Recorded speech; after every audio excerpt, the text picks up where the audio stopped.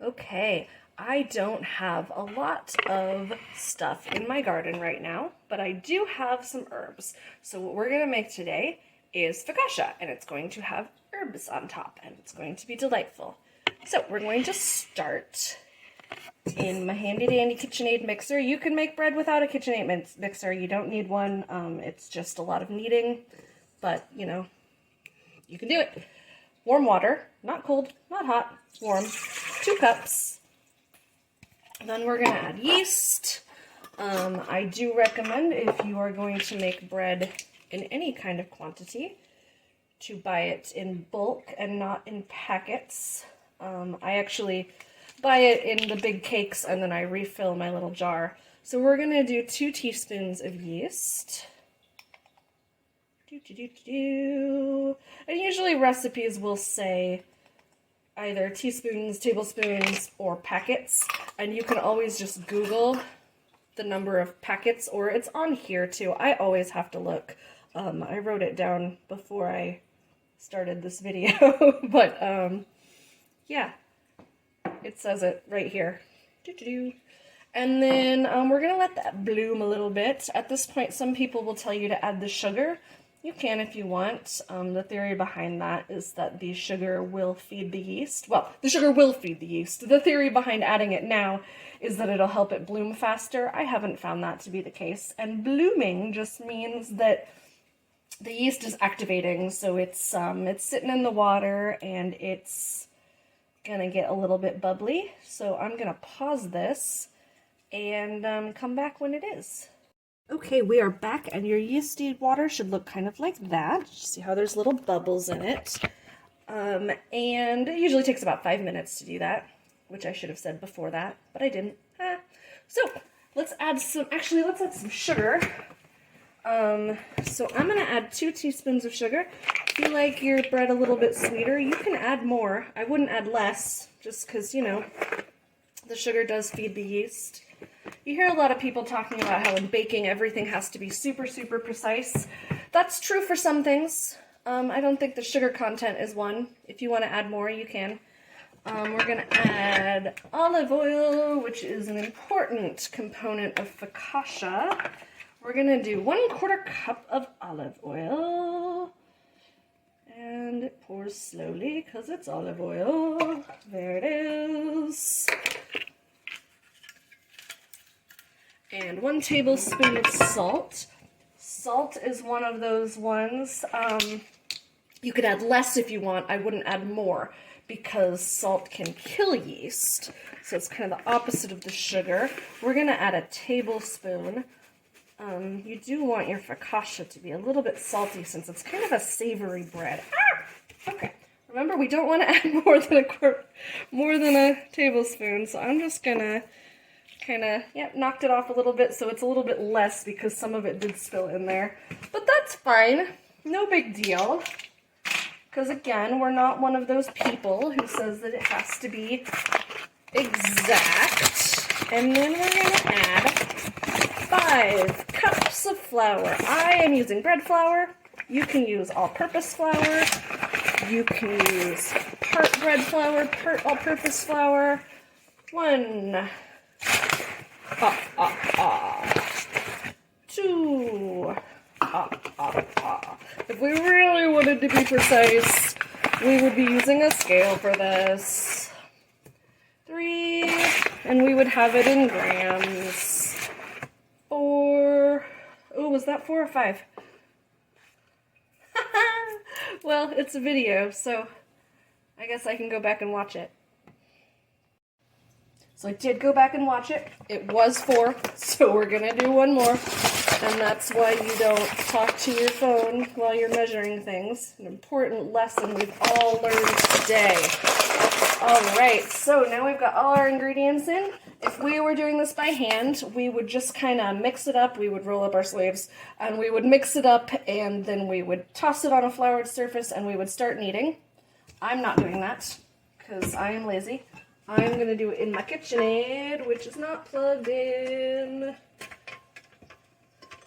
I feel like future videos I will be more organized but you are catching me right at the start of my channel, so that's exciting. All right, put that in there. Boop, boop.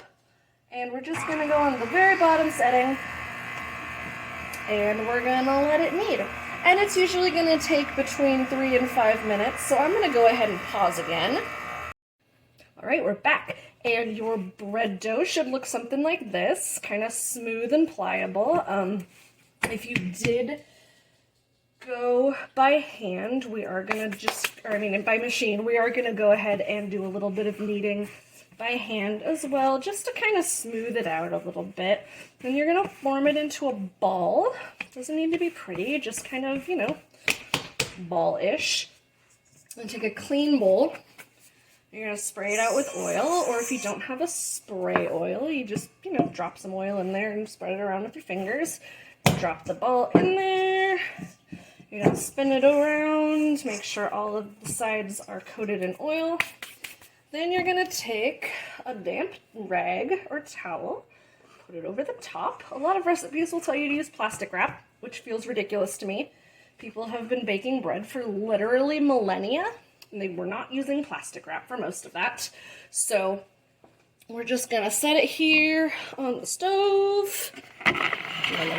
There on the stove, and let it rise for like an hour.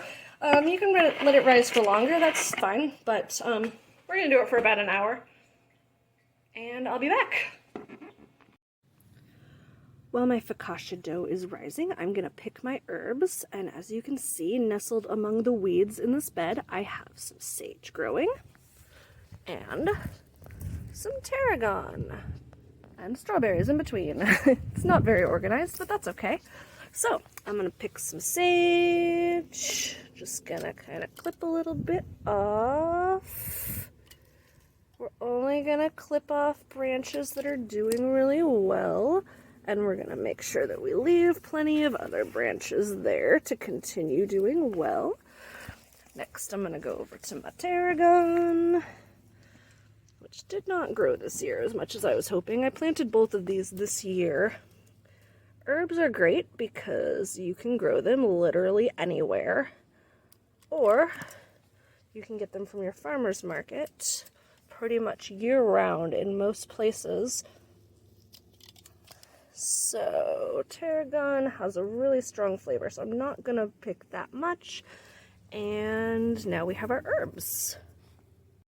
Okay, we are back. It is 1 hour later, and oh look, it's all risen. So punch it down, because I'm mean like that. It's fun. Then we're going to grab some flour, which I should have already had down. Do one of these. Come on. There you go. Good bread dough. We're gonna give it a couple of kneads, nothing major.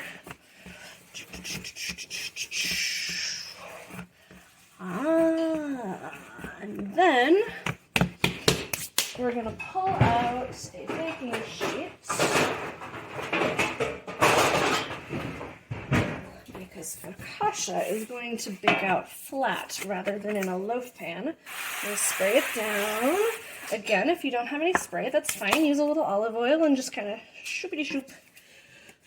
That is the technical culinary term, shoopity-shoop. Next, we're going to kind of press it out so it's a little bit more of a rectangle. You can roll it if you want, but I'm just going to press it because, I don't know, washing the rolling pin later seems like a lot of work.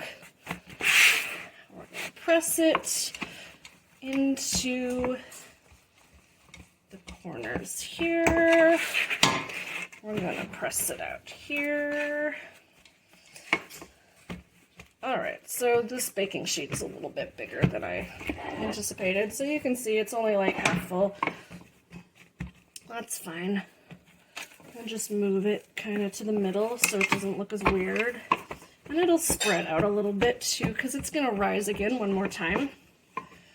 So, we're pressing, and it's still spreading. So that's good. And then when it's about, an inch thick or so, we're just gonna poke it. You can use your finger, that's what I'm doing. Or if you want to get technical with it, you can use some sort of poking device. But we're just gonna poke the whole thing in rows. And then we're gonna put some herbs on it. So you can see the herbs that we picked earlier, the sage and tarragon. I'm just gonna arrange them in kind of a, a little sunburst situation. Do it how you want. And then I also sliced up a tomato, which I picked from my garden a couple weeks ago. And a little bit of red onion, which I got from the farmer's market. And I've also got some minced garlic here, which I think I just got from the regular grocery store. Sorry. You can't grow everything yourself, or at least not these days. But I'm doing my best to grow as much as I can. So I picked more sage than I really want to use here, so I'm not going to use it all. That's fine. It'll get used in something else.